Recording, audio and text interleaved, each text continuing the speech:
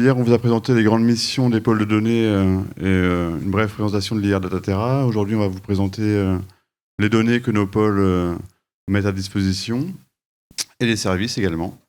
Donc nos pôles TEIA et Audatis, mais également le dispositif transversal Dynamis. Donc juste pour vous dire, aujourd'hui on est sur un atelier sur le littoral, donc on a parlé beaucoup de données littorales, mais le pôle Audatis gère des données sur d'autres zones. Donc on gère des données du littoral à l'hauturier, mais également de la surface des océans à leur profondeur. Et donc ça fait intervenir différentes infrastructures de recherche, d'observation, qui sont ici listées, et qui finalement appartiennent à la feuille de route du ministère de la Recherche, des grandes infrastructures de recherche. Et là, ce qui est intéressant de noter également, c'est que le pôle Audatis se situe à l'interface de tous les pôles de données de Dataterra. C'est-à-dire qu'avec le pôle TEIA, on a l'interface du littoral. Avec le pôle Aeris, nous avons la couche océan-atmosphère. Avec le pôle Formater, nous avons toutes les données liées au sous-sol sous-marin, relatives du coup notamment, par exemple, à l'IR EMSO, qui gère des observatoires sous-marins en mer. Et avec le PNDB, donc Yvan Lebras a été présent aujourd'hui et hier, nous avons toute la biodiversité marine qui est à l'interface. Anne, tu l'as présenté hier, mais donc nous, au niveau Audatis, on repose sur 9 centres de données de services. 2 sont des centres de données de services qui proposent des données satellites. Il s'agit d'Aviso, opéré par le CNES, donc qui a été maintes fois cité aujourd'hui, et du CERSAT, opéré par l'IFREMER, à Brest. Et 7 centres de données de services gèrent des données plutôt in situ. Donc là, il y en a plusieurs qui ont été mentionnés également, par exemple... Coriolis, qui va proposer tout un tas de services et de données d'océanographie opérationnelle et d'océanographie physique. Le CDS Sismer va lui proposer toutes les données issues des campagnes océanographiques françaises opérées par la flotte océanographique française. Donc c'est des données d'échantillons, de biologiques et géologiques, des données de géosciences, des données de géophysique. Le CDS du Chaume a été présenté également cet après-midi par Nicolas, donc il s'agit essentiellement de données d'altimétrie, d'observation altimétrique. Et on a aussi des centres de données qui sont situés dans les OSU. Moi je passe parce que ça va être un peu long sinon. On s'appuie également sur des consortiums d'expertise scientifique, j'en ai parlé un petit peu hier donc je ne reviens pas dessus. Mais si vous le souhaitez, proposer un nouveau consortium à la communauté, on propose un formulaire en ligne sur le site web Audatis, qui vous permet d'indiquer votre périmètre d'intérêt et en quoi ça serait utile à la communauté d'avoir un CES sur cette thématique. Alors là, peut-être je vais rester un peu plus longtemps, c'est sur les services que le pôle Audatis peut apporter à la communauté française, à la communauté scientifique. Donc j'ai distingué ces services en 6 catégories. Le premier, c'est les services liés au stockage des données. Donc là, on s'appuie sur finalement les grands calculateurs de l'IFREMER que sont Datarmor et du CNES que sont T-Rex. Et donc on peut proposer des espaces de stockage à notre communauté à travers ces 2 supercalculateurs. Des espaces de stockage et bien sûr des espaces de calcul également. Un deuxième type de service qu'on apporte à la communauté, c'est des services d'entrepôt de données. Donc là, on a un entrepôt qui s'appelle Sinoé, qui est utilisé par la communauté scientifique française. Mais on a aussi nos CDS qui ont parfois des entrepôts qui gèrent au niveau de leurs instituts. C'est le cas d'Aviso, par exemple. Au CNES, ils ont la capacité à proposer des DOI sur leur production, sur leurs produits. Et c'est ce que propose Aviso. Et tout ceci, finalement, est rassemblé ensuite dans un entrepôt du système Terre qui a été mis en place par Dataterra en octobre 2023. Et qui va rassembler toutes ces informations issues des pôles et de la communauté. Au niveau d'Audatis, on propose également un service de catalogage des données. Pour cela, on utilise une infrastructure qui s'appelle Sextant, qui est gérée à l'IFREMER. Mais c'est pareil, on a plusieurs partenaires, plusieurs tutelles qui ont leur propre infrastructure et qu'on va venir du coup moissonner pour rendre visibles leurs données d'intérêt Audatis sur ce catalogue agrégateur finalement. Et donc toutes les données des CDS qui ont été présentées aujourd'hui et hier sont disponibles à travers ce catalogue Audatis, donc notamment les données SWOT depuis le mois de mars 2024. Des services de visualisation de données, donc ça c'est assez classique, hein, mais on opère des moteurs cartographiques, des serveurs cartographiques qui permettent de proposer, quand vous déposez un jeu de données, de lui attribuer des services avancés, donc de type WebSIG. Là, par exemple, vous visualisez sur cette carte l'ensemble des observations du SNO MEMO, donc les mammifères marins en Antarctique. Et on pourrait imaginer superposer des produits satellites sur ce viewer. On propose également la mise en place d'environnements virtuels de recherche. Ça a été le cas lors d'un atelier qui a été animé par l'IRIDICO sur les niches écologiques et optimales. Et pour ce faire, on a mis en place un environnement virtuel de recherche où on a configuré un Jupyter Hub et un RStudio, ce qui a permis à tous les scientifiques présents lors de l'atelier d'avoir accès à un environnement commun pour travailler et puis pour traiter leurs données. Et là, j'ai listé un certain nombre de cas d'usage qu'on développe dans le cadre du projet Gaia Data, qui est coordonné par Dataterra, mais je ne reviendrai pas dessus tout de suite, on pourra en parler, si vous le souhaitez, au stand de Dataterra suite à la présentation. Un autre service que l'on propose à la communauté, c'est l'animation d'ateliers techniques. Donc aujourd'hui, c'est plutôt un atelier thématique où vous venez présenter vos données et de la manière dont vous les traitez, les valoriser. Lors des ateliers techniques, on est plus axé sur comment standardiser nos données selon les types de données qu'on va traiter. Mais par exemple, au mois de février, là, on a eu un atelier sur les données de bioinformatique qui a rassemblé plus de 80 personnes, donc 40 personnes en présentiel et 40 en ligne, et sur 3 jours. Donc ça, c'est des choses qu'on propose 1 à 2 fois par an. Donc vous voyez, on a eu aussi un atelier sur les données d'imagerie optique sous-marine benthique qui a eu lieu l'année dernière. Le prochain atelier aura lieu en octobre et portera sur les services d'accès aux données qu'on peut mettre en place pour proposer des services interopérables. Et pour finir, ma dernière diapo, je pense que j'ai carrément dépassé mon temps, mais pour vous indiquer qu'on propose aussi un support à vos activités de recherche, c'est-à-dire qu'on participe, on est impliqué dans certains projets de recherche à l'échelle nationale, européenne et internationale. Alors ça peut être sur des appels à projets type PPR ou PEPR, mais des appels à projets ANR plus globalement, des projets Horizon Europe, des projets ESA, et on peut mettre en place un support technique au niveau de l'équipe Audatis au sein de ces projets. Donc si vous avez des attentes, des besoins, il ne faut pas hésiter à nous contacter pour voir ce qu'il est possible de faire ensemble. Merci. Je laisse la parole à Anne pour la suite. Merci. On va enchaîner de suite pour vous montrer un petit peu le dispositif qui est mis en place au sein du pôle TEIA, où vous voyez que également, comparativement à ce qu'a présenté Erwan, la diversité des thématiques qui sont abordées dans le pôle TEIA, elle est assez grande, et donc le littoral en fait partie, mais on voit effectivement qu'on peut aborder différents objets d'études et différentes échelles spatiales. Et là aussi, un petit graphique qui montre le paysage finalement des infrastructures de recherche, d'observation qui contribuent à cet écosystème. Et donc, au sein de TEIA, donc on s'intéresse aux surfaces terrestres, à l'analyse de leur dynamique, mais aussi à toute la dynamique des écosystèmes naturels et anthropiques.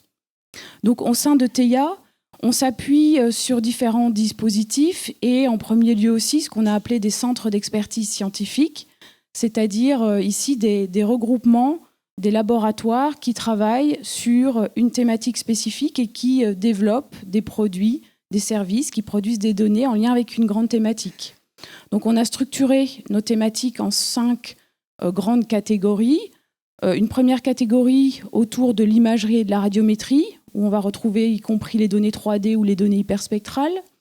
Une deuxième grande thématique, un grand domaine d'expertise autour de la cryosphère. Un troisième sur les eaux continentales. 4e sur la végétation, les sols et les agrosystèmes. Et un 5e centre d'expertise autour de l'occupation des terres.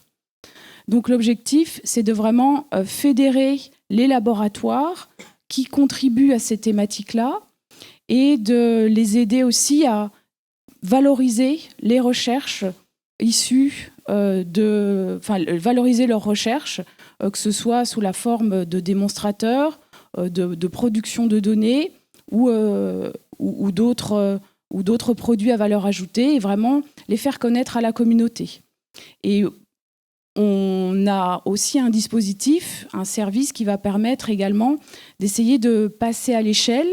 Et lorsque on a des démonstrateurs qui ont montrer leur utilité pour une large communauté scientifique, on peut soutenir le passage à l'échelle de ces chaînes de traitement en s'appuyant sur nos 4 centres de données et de services, dont certains sont plus ou moins spécialisés ou sur les données spatiales ou sur les données in situ, mais aussi sur le croisement de ces différentes données.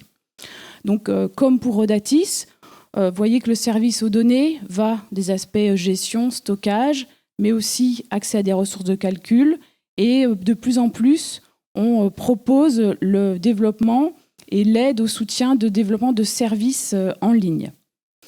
Donc on est vraiment ici dans une phase où on a eu beaucoup de remontées de la communauté scientifique sur différentes thématiques, beaucoup de production de variables. Et donc on essaye vraiment de fédérer et de structurer la communauté pour valoriser un peu les données de la recherche. Donc un petit aperçu, je ne vais pas rentrer dans le détail, mais qui montre un petit peu le type de variables qu'on va retrouver à l'intérieur de chacun de nos centres d'expertise scientifique.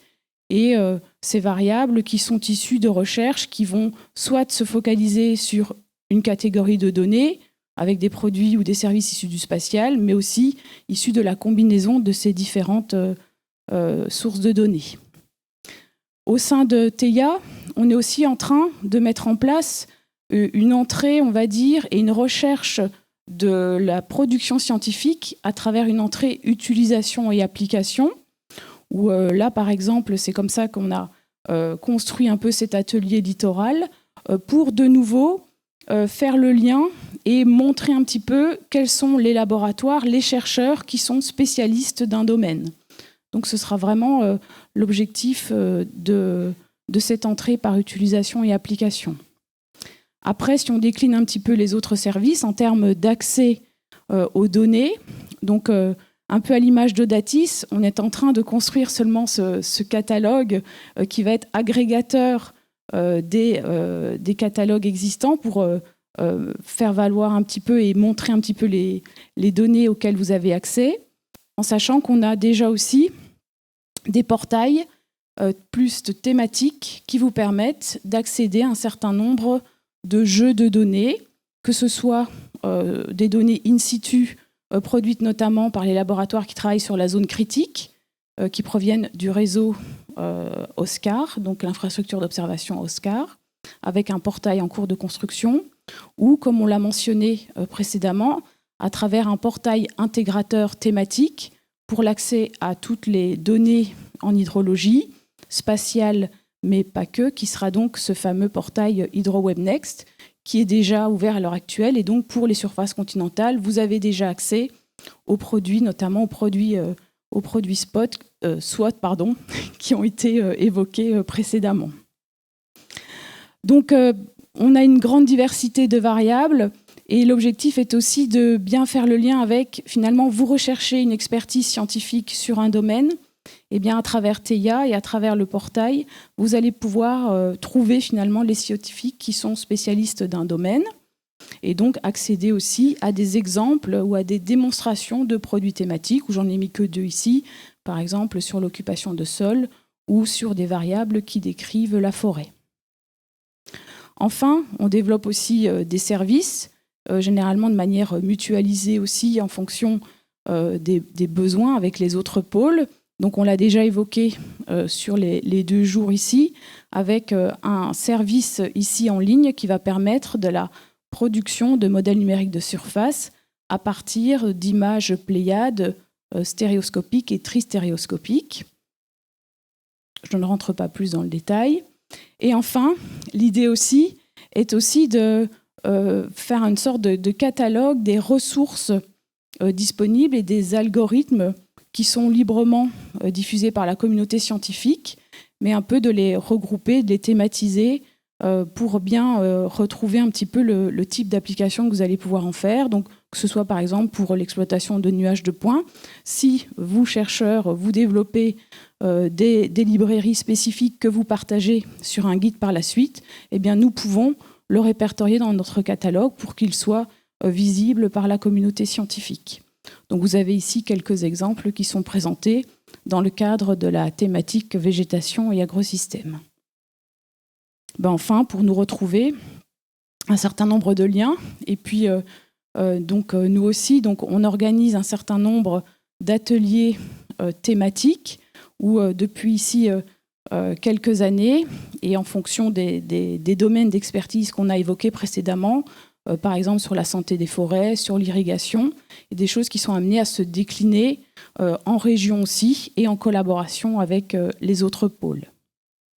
Donc n'hésitez pas, vous retrouvez un certain nombre de personnes de nos pôles sur le petit stand si vous voulez aussi avoir plus d'informations. Donc enfin, quelques diapos aussi pour clôturer sur finalement un autre dispositif, on l'a évoqué, et plusieurs présentations l'ont évoqué, qui est le dispositif Dynamis, donc qui est ce dispositif institutionnel national d'accès mutualisé à l'imagerie satellitaire, qui est donc un dispositif transversal de Dataterra, auquel différentes tutelles contribuent, avec l'objectif véritablement de faciliter l'accès à l'imagerie à très haute résolution, en particulier aux images Pléiades et aux images Spot 6.7. Ces images qui sont d'une grande utilité, on l'a vu avec plusieurs exemples, pour la mise en œuvre et le suivi de la politique publique, mais aussi pour des recherches applicatives ou encore qui peuvent être utilisées, comme on l'a vu, par des prestataires privés dans le cadre de commandes publiques. Donc l'objectif de Dynamis, c'est vraiment d'alimenter les besoins de la communauté scientifique, vraiment d'offrir un accès unifié à ces données, mais aussi avec tout un certain nombre de services d'accompagnement pour justement pouvoir créer un compte, répondre à un certain nombre de besoins sur l'accès et l'usage à ces données. Donc en termes d'approvisionnement, quand on parle de ces données et de ces images à très haute résolution, donc vous avez accès à la fois à des images d'archives de différents satellites, donc Pléiades, Spot 6.7, mais aussi à des possibilités de programmation. Donc il y a aussi des nouveaux accords qui sont discutés pour avoir accès à l'imagerie Pléiades Néo, qui est à une résolution de 30 cm. Et aussi, à travers Dynamis, vous avez un accès et un relais sur de l'imagerie complémentaire, telles que des images Sentinel-2 à un niveau, on va dire, plus brut, donc niveau 1C, mais aussi à toute l'archive des images spot ou encore à de l'imagerie radar acquise dans le cadre de programmes précédents, notamment issus de Kalideos. Donc l'intérêt aussi, c'est au-delà des images d'archives, c'est de pouvoir faire des acquisitions à la demande et aussi Dynamis propose des couvertures un petit peu standardisées. Donc on a parlé de ces fameuses images Pléiades à 50 cm ou de ces images Spot 6.7. Et donc depuis très récemment, puisque depuis octobre 2023, vous voyez que les images Spot 6.7 qui sont donc à 1,5 m de résolution avec sont produites. Vous avez une couverture nationale récurrente qui existe maintenant depuis 2014 et qui est en open access donc depuis 2023 à travers le portail de l'IGN notamment. Enfin, quand on parle de services aux utilisateurs, vous avez ici pas mal de détails sur un certain nombre d'accompagnements qui sont proposés pour justement à la fois créer un compte depuis le site web, mais aussi depuis le métacatalogue, un certain nombre de fonctions qui vont vous permettre ici de faire de la recherche spécifique de données, notamment des images stéréoscopiques ou tristéréoscopiques, et qui vont vous permettre aussi directement depuis Dynamis de pouvoir lancer le service, par exemple, de modèles numériques de surface. Donc là aussi, je vais vous inviter à aller voir sur le stand, puisque nous avons Nadia qui est présente ici et qui pourra vous donner plus de renseignements là-dessus. Donc un petit exemple ici aussi spécifique, puisqu'on parle un peu du littoral. Par exemple, en approvisionnement 2023, on voit ici quelques chiffres pour vous montrer un petit peu le type d'approvisionnement en termes de surface que ça représente pour les images Pléiades ou pour les images Spot 6.7. Et puis vous voyez ici une acquisition, notamment sur le littoral, qui a été réalisé, donc un jeu littoral qui est disponible à travers Dynamis. Et voilà, dernière diapo, un certain nombre de liens pour vous permettre de retrouver toutes les ressources, tous les supports et pouvoir contacter les personnes pouvant répondre à vos demandes. Merci à vous.